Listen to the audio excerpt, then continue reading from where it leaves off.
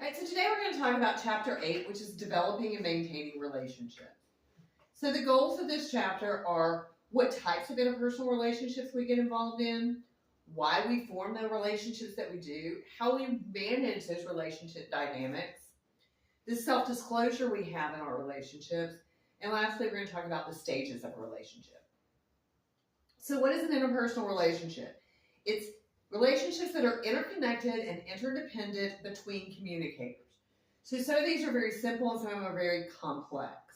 But interpersonal communication is the exchange of verbal and nonverbal messages between people who build relationships, share meanings, and accomplish social goals. So interpersonal communication involves that exchange. We have a give and take, and that is how we build our relationships. They tend to be instinctive, but oftentimes we will have socially scripted responses. Like when you meet somebody new, we'll generally ask something about the weather. It's innocuous and easy to answer and leads to more complex conversation. So the types of interpersonal relationships we have, the first one is typically our family. Then we have our friends and social relationships. We have our romantic relationships. Then we have online and mediated relationships. Mediated communication is anything that requires a device. So online would obviously be that way, but also your phone. Now, if you're talking on the phone, still considered interpersonal, but it's more personal than if you were texting on the phone.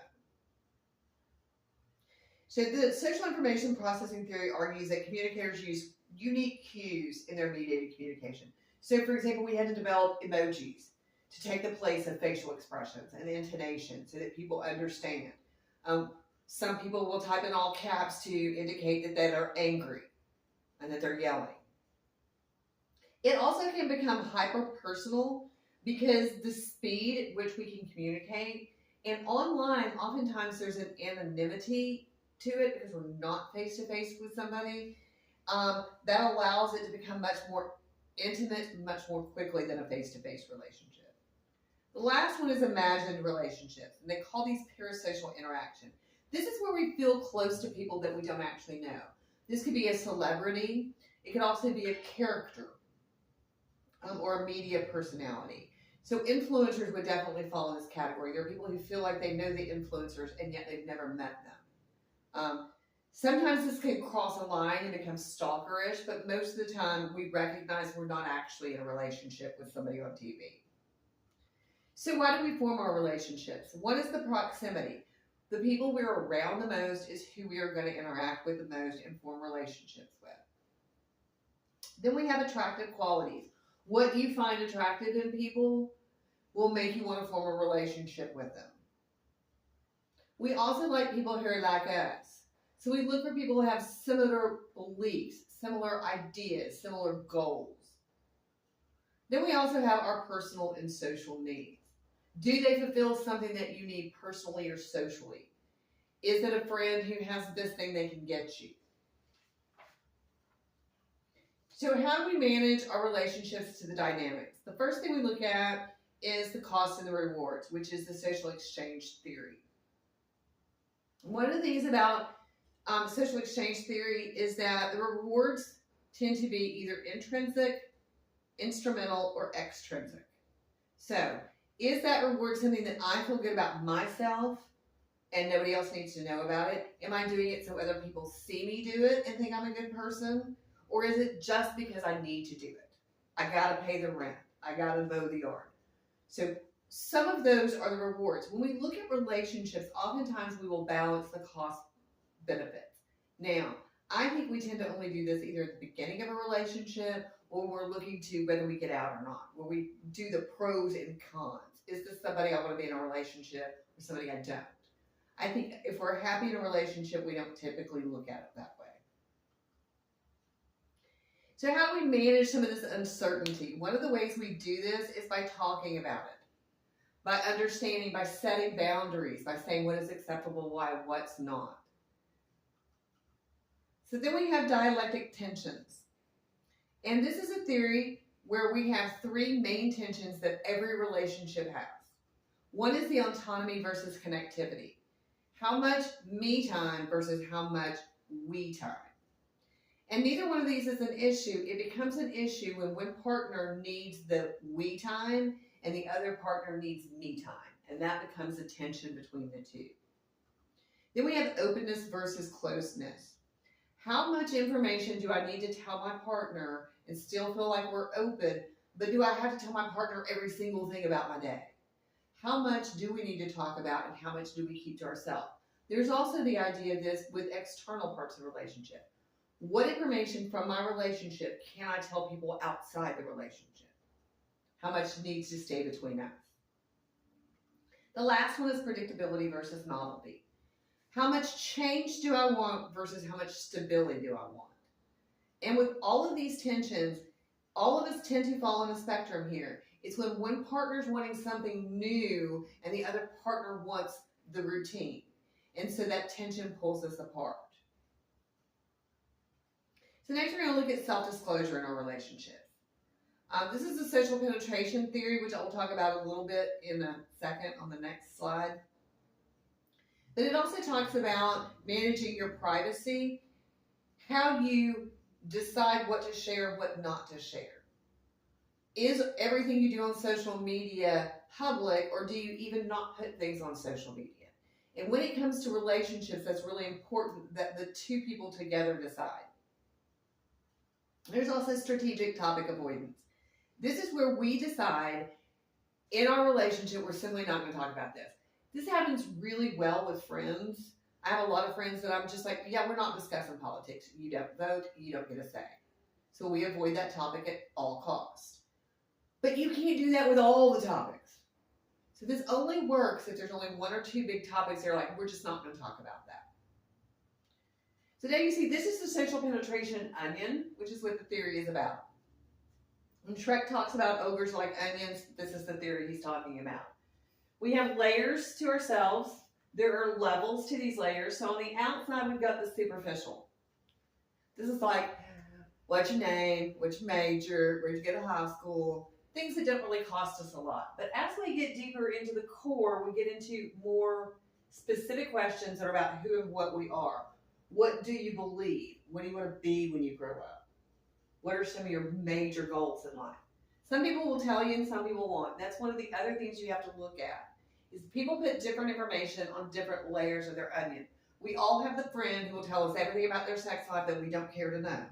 So their sex life is on the outside of their onion. And we have other friends where their sex life is deep inside their onion and only the two people involved get to talk about what's going on. Neither are right or wrong unless these two people are having a conversation and one of them is going to be very uncomfortable. So we just have to be cognizant of that. There is also whether it is the depth or the breadth. The breadth is how many different topics we talk about, whereas the depth is how deep we go. So for example, if I have a class with somebody on film, we might go really deeply talking about films and movies, but we don't talk about anything else. But if you're talking about your best friend, you probably can talk anything and everything about the best friend. We got lots of breadth and probably lots of depth as well. So it just depends on the relationship. There's also the idea of deep penetration. And as much as that makes me giggle, what that means is you've done something so that I'm going to quit giving you information. I'm going to pull back and keep information to myself because for some reason I don't feel comfortable anymore in this relationship. And these change constantly. Where we are on the onion, how deep we go varies from communication to communication. So one day I may feel one way about you and the next day I don't want to share anything. And that's perfectly okay. The last is about the stages of a relationship. And your book talks a lot about turning points and how these turning points change which stage we're on. The first one is initiating. This is just meeting somebody and getting to know them. Online, this would be a poke in old school Facebook. This could also be like sliding into somebody's DMs. I don't know you, but I want to get to know you. So we then move to exploratory. How do I get to know you? What do you like? What are your hobbies? What do you like to eat? Where do you like to go? If you have a really good exploratory stage, it seems like the conversation keeps going on and on and on. If you have bad exploratory, it feels like 9 hours and you're pulling teeth and nobody's said anything, even though you only been there 10 minutes. Then we move to the intensification stage. This is generally where both people in the relationship acknowledge that a relationship is existing. that we want to move forward. We want this to be a full relationship. So in that, we become stable. This is where people are happy, things are moving along, we don't have any major issues. And in that, we tend to bond. But then we start with the declining stages. And your book talks about these in a couple of different ways. So you also have the relationship repair. And it goes into this because we can decline, we can start the relationship deteriorating and decide, oh wait, we want to fix this. And you can start repairing it before you hit the termination stage. This is the actual NAPS theory as it was taught in most textbooks. Your book does a different version of it. So you'll see you have still these same major ones, but when they start the coming apart, rather than it being the declining stage, we set where we're at. So differentiating is where we are, instead of finding everything in common, everything that we don't like about our partner. So things you thought were really cute when you started dating are now on your last numbers. Then we start circumscribing. This is where we're just kind of sort of going to start avoiding you. We're avoiding topics. The phone quit working. We don't have good service. Then we go to stagnation. Stagnation is where we're not doing anything together. So if you're not growing, you're dying. That's what biology teaches us. Same thing with a relationship. A lot of you will find this coming out of high school, going into college. If you didn't go to the same college as some of your high school friends, you just quit hanging out with them. And so you don't have as much to talk about. And so in friendships, a lot of time it ends in stagnation. We don't get mad and start avoiding our friends typically. But in a relationship, romantically, we will. We'll just completely avoid the calls. This is where we may block you, unfollow you, till we get to an actual termination, where we are done. Now, the thing about termination is then you can come back from termination and you can reconcile. And the book talks about several different ways that you can reconcile. There's a spontaneous development. We're just talking and something clicks and we decide, oh, we can work this out. You can have a third-party mediation. For couples, this is typically counseling. It could be somebody you pay, or it could be your religious leader. So a lot of people will go to their preacher or their priest to get marital advice. Sometimes it's high effect. We just figure out we have to get along. There's no way to get around it. That's just what we need to do. Then there's tacit persistence. This is where one person refuses to give up the relationship. This can be problematic if the other person finds this difficult. So if I don't want to be in a relationship and you keep coming me being in a relationship, this could turn stalkerish. So we have to watch that line and boundaries be set. The next last one is mutual interaction. We've talked more. We've realized we have much in common. We've got over some of our issues. We can make this work. The last one is by avoidance. Because we haven't been around each other, suddenly we miss each other. And that makes us want to work on the problems we have. So that is most of chapter 8. We talked about the types of interpersonal relationships, why we form relationships,